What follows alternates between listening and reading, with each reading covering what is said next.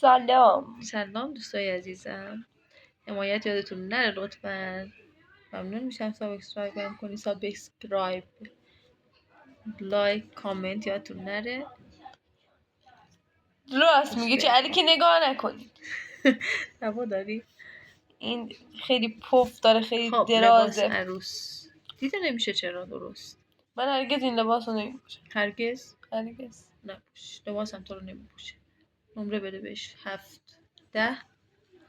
زود نمره نده. این چیه دیگه؟ آبیس قشنگه ها. من این بچه بودم عروسی داییم سالهای گذشته پوشیدم. سالهای گذشته. خب نه منتظر ببینم داورش چی دیگه. اینو برای عروسی ها مثلا میشه پوشید، ولی برای با عنوان عروس نمیشه پوشید. مثلا برای جشن هنوبندون اوکیه. این 4 نه 10. قشنگ 10 ولی بدترم هست. قشنگ 10. لباس هندی خوبه ها، خوشگله، قشنگه. 6. اینم قشنگه.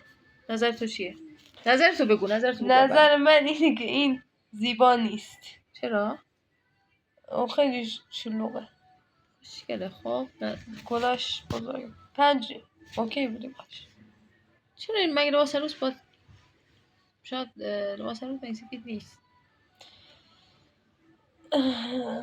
خب نه 10 میدی؟ بدتر از اینم نظراتتون رو هست. بگید. به جان بیبی سقراط بدتر از این. چه ملیح رنگش، چه خوشگله. من خوشم میاد. من اینو مثلا اگه من اینو تولد دوستت میره همچین چیزی بیبی میپوشی. بپورم میپوشم. نه تولد خودم مثلا. تولد خودم نمیپوشی. من اینو مثلا میپوشیدم اگه من تولد خودم همونجا هم تیشرت شلوار. خب بزن.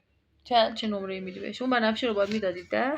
نه 2 نبود جاش. 1 سفیده. اوه چه حجاب الله 10 عادلانه نبود. این پایینی با بالا میدم، بالایی با پایین. آره خداحافظ.